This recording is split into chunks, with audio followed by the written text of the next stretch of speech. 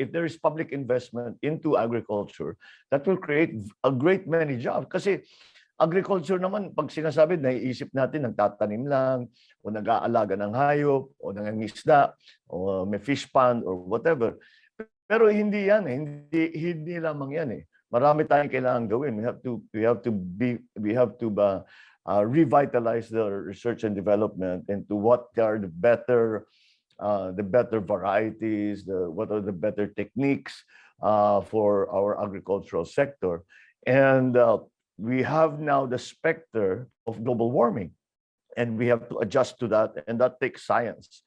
So we start with the R&D. We start now. We have a very big problem in agriculture. Taas ng presyo ng fertilizer. And I was shocked to know that urea is already selling at 2,500.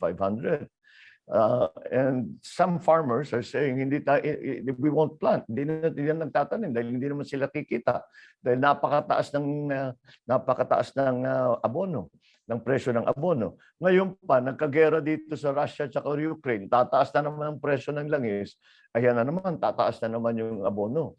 Kaya these are the problems that the government has to take on for our farmers. Hindi kayang ayusin ng farmer yan.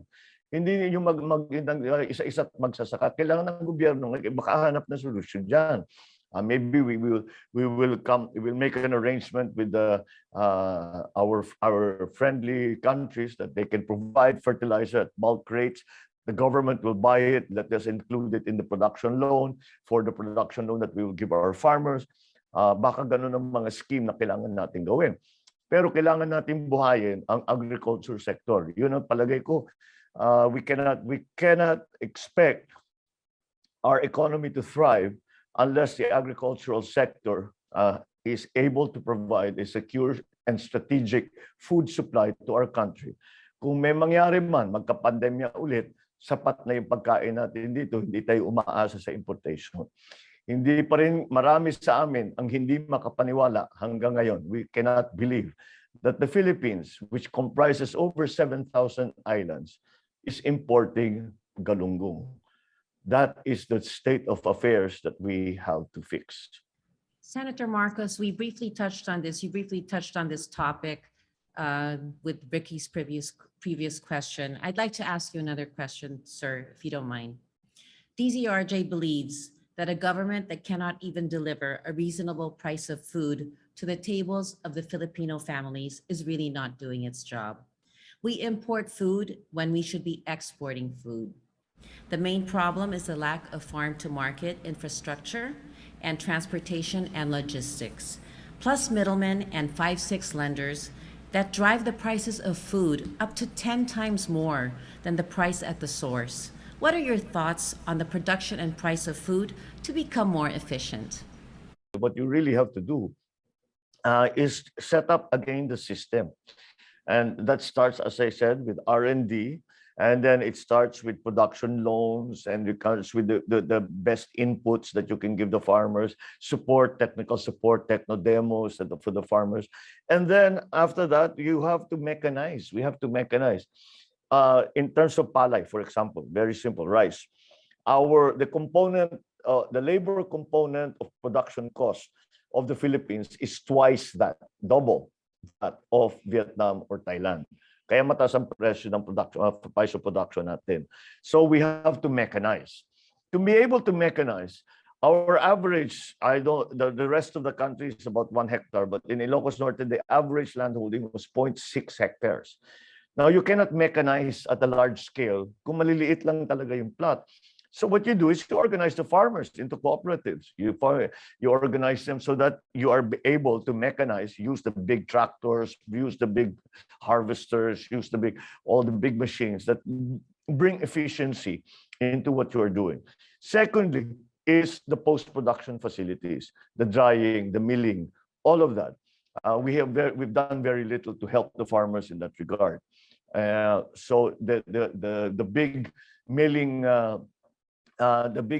operations are all private. They should be government. Or dapat bigay na natin sa farmer yan. Yung cooperative nila, sila na magpatakbo niyan. So that yung value added at each step of the way, hindi mapunta sa private, mapupunta doon sa magsasaka mismo. And then from there, after we have processed the rice, the fish, the livestock, then we bring it down to what we used to have was the food terminals. Kung saan bagsakan ng produkto ng agrikultura na pupunta sa Kadiwa store, which is the retail arm of the whole system, and the retail and that to be able to sell all these basic commodities at a good price because government does not need to profit. And so that will be the advantage of government. And we've had that system for a while, but after '86 it was dismantled, but it was not replaced with anything else. We have a problem in terms of irrigation. Alam mo naman na pagka pinag-uusapan our crops, pinaka-importante dyan, patubig. Kaya kailangan ayusin natin yung ating irrigation systems. Tapos yung NFA, dapat ibalik na natin sa dating function ng NFA. Ang function ng NFA is to stabilize prices of rice and corn over the year. In other words, pag panahon ng ani, mababa ang presyo, bibili ang NFA to maintain the price. Kapag tag-araw na at walang ani, tumataas ang presyo, magbibitaw siya ng supply para bumaba ang presyo. Para over the year, medyo may price stabilization ng konti. And that's the function of NFA. Now, all they do is import. Kaya we have to change the mindset of everyone. Again, I cannot still believe that we are importing mackerel, importing galunggong. How is that possible? We occupy, we are archipelagic country. Ang pinamamadaling alagaan ng galunggong. Hindi ba pang mahirap nga dapat yan, yung wala ng you can get that anywhere, di ba?